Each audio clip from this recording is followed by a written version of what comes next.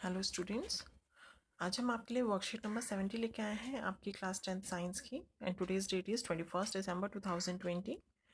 ये आपकी साइंस की वर्कशीट है, चैप्टर नंबर 15 आर एनवायरनमेंट की। तो ये आपका न्यू चैप्टर स्टार्ट होता है। इसके अंदर स्टार्ट करते हैं हम इकोसिस्टम से आपका। तो बच्चे, इकोसिस्टम होता क्या है?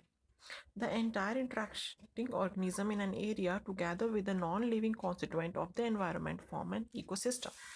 That means किसी एक एरिया में एक साथ रहने वाले और एक दूसरे से इंटरेक्ट करने वाले ऑर्गेनिजम्स, वो ऑर्गेनिजम्स फॉर एग्जांपल आप अपने एरिया में रह रहे हैं, आप हैं, वहाँ के पेड़ पौधे हो गए, वहाँ के छोटे मोटे जीव जंतु हो गए, और वहाँ के non living constituent that means वहाँ की लाइट, वहाँ का हवा, वहाँ का पानी। तो ये सारी चीज़ें आपस में मिलकर उस एक जगह के इकोसिस्टम को डिफाइन करते हैं कि वहाँ का इकोसिस्टम ये है। अब आते हैं टाइप ऑफ इकोसिस्टम। इकोसिस्टम कितने टाइप के होते हैं? तो there are two type of ecosystem, एक है नेचुरल और एक आर्टिफिशियल। नेचुरल आपको पता है इकोसिस्टम कौन सा होता है? जो नेचुरल होता है, नेचर के थ्रू होता है। फॉर एग्जांपल जैसे लेक का इकोसिस्टम है, लेक में पाए जाने वाले जीव जंतु अलग होते हैं, उनमें पेड़ पौधे जो पाए जाते हैं वो वहाँ का इकोसिस्टम बनाते हैं। पॉन्ड्स का अलग होता है, फॉरेस्ट यानी जंगल का इकोसिस्टम अलग होता है। An artificial ecosystem is man made ecosystem. ठीक है, जैसे हम क्रॉप फील्ड इकोसिस्टम है, क्रॉप जो मैन ग्रो कर रहे हैं। एक्वेरियम, जो हम एक्वेरियम घर में लगा रहे हैं उसका एक इकोसिस्टम क्रिएट कर रहे हैं। हम अपने घर में गार्डन बना रहे हैं या बाहर बड़े बड़े गार्डन्स बना रहे हैं, वो मैन क्रिएटिव इकोसिस्टम है। तो that comes under the artificial ecosystem. Now components of ecosystem. Components, दो कंपोनेंट्स होते हैं इकोसिस्टम के, एक अबायोटिक होता है, एक बायोटिक। यानी जो आपका नॉन लिविंग कंपोनेंट है वो अबायोटिक कंपोनेंट कहलाते हैं, और जो लिविंग कंपोनेंट है वो आपके बायोटिक कंपोनेंट्स कहलाते हैं। इसलिए अबायोटिक कंपोनेंट के अंदर आपका एयर, वाटर और लैंड आ जाती है, और बायोटिक कंपोनेंट के अंदर आता है आपका प्लांट एंड एनिमल्स। उसके बाद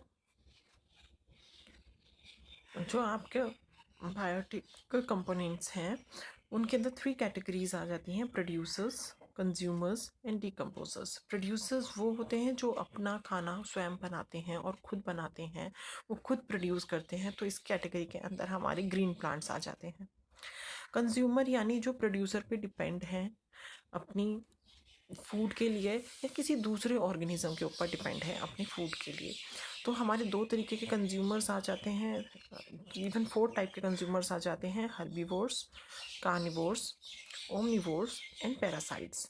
हर्बीवोर्स डैट मीन्स जो आपके प्लांट ईटिंग एनिमल्स हो जाते हैं, ऑर्गेनिजम्स जाते हैं। कार्निवोर्स डैट मीन्स जो फ्लैश खाते हैं, डैट मीन्स दूसरे ऑर्गेनिजम्स के ऊपर फीड करते हैं। ओमनिवोर्स तो दोनों खाते हैं, प्लांट्स भी और एनिमल्स भी। और पैरासाइटिक डैट मीन्स जो ऑर्गेनिज्म की बॉडी के ऊपर या बॉडी के अंदर रहकर उनसे अपना न्यूट्रिशन गेन करते हैं, वो पैरासाइटिक होते हैं।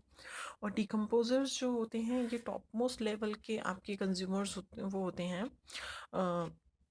ट्रॉपिकल लेवल के ऑर्गेनिजम्स होते हैं जो कॉम्प्लेक्स मॉलिक्यूल्स को जो है सिंपलर फॉर्म के अंदर ब्रेक डाउन कर देते हैं। ठीक है, तो हमारे जो स्मॉल माइक्रो ऑर्गेनिजम्स आ जाते हैं वो सारे हमारे डिकम्पोजर्स फॉर्म के अंदर आ जाते हैं। फिर है हमारा abiotic component. Abiotic that means हमने बताया ये नॉन लिविंग कंपोनेंट है किसी भी एक इकोसिस्टम का, तो उसके अंदर उसकी air, water, land, light, temperature etcetera. ठीक है, ये सारे अबायोटिक कंपोनेंट्स के अंदर आ जाते हैं। बायोटिक कंपोनेंट्स के अंदर सारे लिविंग ऑर्गेनिजम्स आ जाते हैं, वहाँ के मिलने वाले plants, animals, bacteria, fungi etcetera forms a biotic component. Basis on nutrition biotic component are further divided, जैसे कि हमने यहाँ डिवाइड करा। ठीक है, न्यूट्रिशन के बेसिस पे।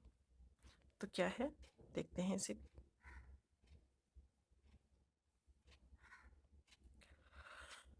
फर्स्ट है प्रोड्यूसर। प्रोड्यूसर्स में सारे ग्रीन प्लांट्स आ जाते हैं, and the blue green algae can produce their own food using the abiotic component. क्योंकि हम फूड प्रोड्यूस करने के लिए अबायोटिक कंपोनेंट यूज़ करते हैं। क्या यूज़ करते हैं? सनलाइट यूज़ करते हैं, वाटर यूज़ करते हैं, कार्बन डाइऑक्साइड जो एयर के अंदर प्रेजेंट है वो यूज़ करते हैं, तो डैट मीन्स बंदे अबायोटिक कंपोनेंट्स को यूज़ करके प्रोड्यूसर्स अपना फूड खुद प्रोड्यूस करते हैं, hence they are called the producers.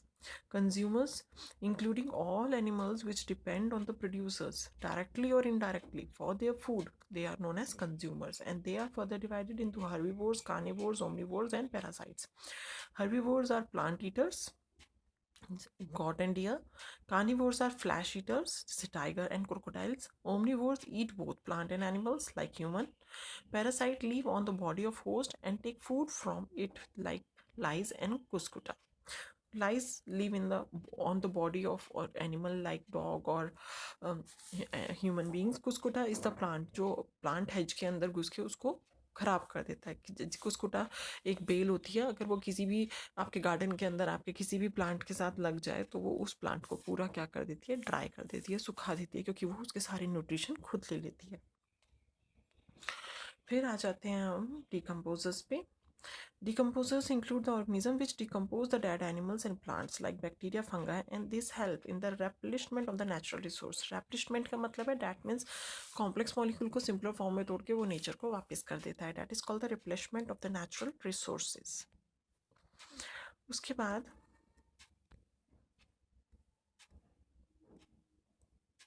Food chain. हमारे इकोसिस्टम के अंदर जो है फूड चेन चलती है. दैट मीन्स एक ऑर्गेनिज्म दूसरे ऑर्गेनिज्म के ऊपर डिपेंड है फॉर देयर फूड. ठीक है, तो एक चेन चलती है. जैसे ग्रास है, ग्रास को एक हर्बीवोर्स एनिमल ने खाया और हर्बीवोर्स को एक कार्निवोर्स एनिमल ने खा लिया. ठीक है, और जब ये डेड हो जाएगा तो इसे जो है कौन खा जाएंगे, इसे स्कैवेंजर्स खा जाएंगे, डिकम्पोजर्स इसको डिकम्पोज कर देंगे. तो ये एक फूड चेन चलती रहती है. तो फूड चेन क्या है, सीरीज है इन ऑर्गेनिज्म की in which one organism eat another as a food. In food chain, various steps where the transfer of energy take place called the tropical levels. That means food chain के अंदर हमें पता है अगर हम खाना खा रहे हैं तो क्या कर रहे हैं, हमें एनर्जी मिल रही है उस खाने को खा के, चाहे हम प्लांट्स खा रहे हैं या किसी और दूसरे ऑर्गेनिजम्स को ईट कर रहे हैं. तो we are getting the energy. That means the energy which gained by that organism is transfer to the another organism. और यानी एनर्जी क्या कर रही है, एक लेवल से दूसरे लेवल पे ट्रांसफर हो रही है. ये एक फर्स्ट एनर्जी लेवल है, ये सेकेंड एनर्जी लेवल है, ये थर्ड एनर्जी लेवल है. तो एनर्जी क्या कर रही है, इसमें से ट्रांसफर कर रही है from one tropical level to the another tropical level. तो एनर्जी किस तरीके से फ्लो करती है, flow of energy in a food chain is unidirectional. Unidirectional एक डायरेक्शन में. ग्रास को किसी हर्बीवोरस ने खाया तो कोई भी हर्बीवोर्स हो सकता है, वो डियर हो सकता है, काऊ हो सकती है, बफेलो हो सकते हैं, रैबिट हो सकता है, ग्रास ऑपर हो सकता है, कोई भी वो हर्बीवोर्स हो सकता है. यानी एनर्जी फ्लो जो है एक डायरेक्शन में है. That is called the unidirectional flow of energy. Green plants capture 1% of sunlight, convert it into the food. जितनी भी सन की एनर्जी जो अर्थ के ऊपर आ रही है उसका सिर्फ 1% ही जो है प्लांट्स लेते हैं. उस एनर्जी का 1% प्लांट्स मिल देते हैं. और प्लांट्स ने जो एनर्जी गेन करी, सपोज करो इसकी एनर्जी जो है आपकी 1000 जूल्स आ रही है सन से. 1000 जूल सन का जो 1000 जूल का 10% हो गया, वो क्या हो गया है ना, वो आपके पास 100 जूल एनर्जी आ गई. और ये ट्रांसफ़र करेगा आपको डियर को. तो डियर के पास अब जो है 10% एनर्जी ट्रांसफ़र होगी हर एनर्जी लेवल पे. तो अब इसका 10% यानी 10 जूल इसके पास पहुंचेगा. फिर 10 जूल का 10% आगे ट्रांसफ़र होगा. इसे हम क्या कहते हैं, इसे हम कहते हैं 10% लॉ. डेट ग्रीन प्लांट्स तो टोटल सन की एनर्जी का 1% कंज्यूम करते हैं to prepare their food, but afterward 10% loss शुरू हो जाता है. On only 10% energy is transferred from next tropical level and 90% energy is used in the life process.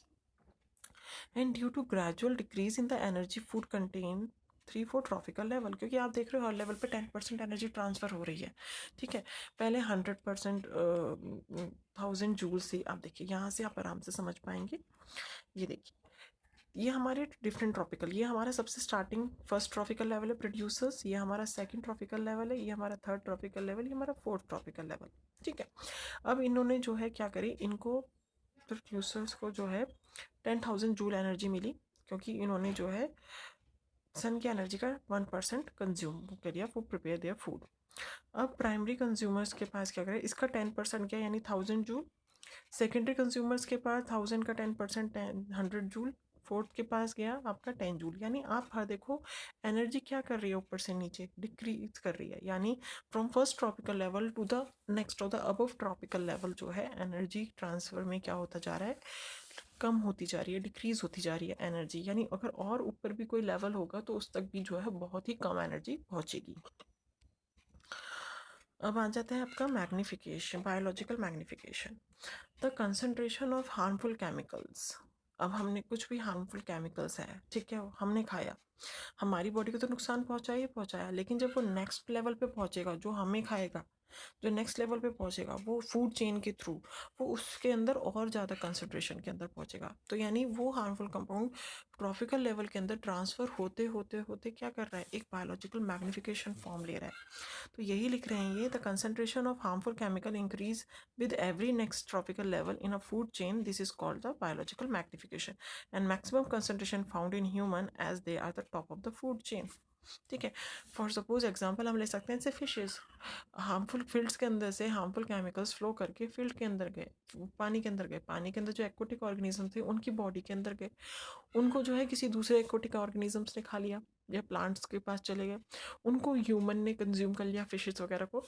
तो यानी ह्यूमन एक ऐसा ऑर्गेनिज्म है जो एक ओमनीवोरस टाइप है, वो कार्निवोर्स भी और हर्बीवोर्स भी, वो दोनों तरीके के फूड कंज्यूम कर रहा है, तो उसके अंदर biological magnification concentration of that compounds are maximum found in the human beings. चलिए, ये भी अच्छा टॉपिक है बेटा, मतलब इम्पॉर्टेंट है, ये आपको अच्छे से याद रखना है। अब ये है, पूछा है, if 20,000 energy is at producer level, what amount of the energy transfer to the secondary consumer level. तो आप इसका 10% निकाल लीजिए। आप देखिए, आपको परसेंटेज भी अगर निकालने, आप देखिए कैसे निकालोगे। आपको बोला है 20,000 जूल एनर्जी का 10% निकालना है, यानी आप 10/100 करके निकालिए इसे, ठीक है। तो 2 जीरो तो यहाँ से आपके कट गए, तो यानी उसके पास कितना पहुँचा, मल्टीप्लाई कर लीजिए, तो उसके पास आपकी पहुँची 2000 जूल एनर्जी पहुँची, ठीक है। ये किसके पास पहुंची है, ये पहुंची है आपकी फर्स्ट कंज्यूमर के पास, लेकिन ये आपसे किसके पास पूछ रहा है, सेकेंडरी कंज्यूमर के पास, तो आप इसका भी सेकेंड 10% निकाल लीजिए। अब आप 2000 का 10% निकालेंगे तो सेम वही तरीका है, आप इसका भी 10% निकालिए, 20 यहाँ से चले गए, ठीक है। तो कितने बच गए आपके 200 जूल, यानी सेकेंड कंज्यूमर के पास कितनी एनर्जी पहुंची आपकी 200 जूल। फिर सेकंड क्वेश्चन है, draw a food chain of pond and forest. तो आप फूड चेन बना दीजिए, पॉन्ड के अंदर आपके क्या है, एक्वेटिक वे, तो एक्वेटिक प्लांट्स बना दीजिए, उनको प्राइमरी कंज्यूमर्स प्लांट को ईट कर रहे हैं, उसके अंदर सेकेंडरी कर रहे हैं, तो आप इसकी फूड चेन ड्रॉ कर सकते हैं, ठीक है। तो यही था बेटा आपकी इस वर्कशीट के अंदर, आपका ये चैप्टर स्टार्ट हुआ है जो, होप आपको समझ में आया होगा, इंटरेस्टिंग भी है और हमारे एनवायरनमेंट के अंदर ये सब है, होता है, ठीक है। चलिए आप पढ़िए, थैंक यू।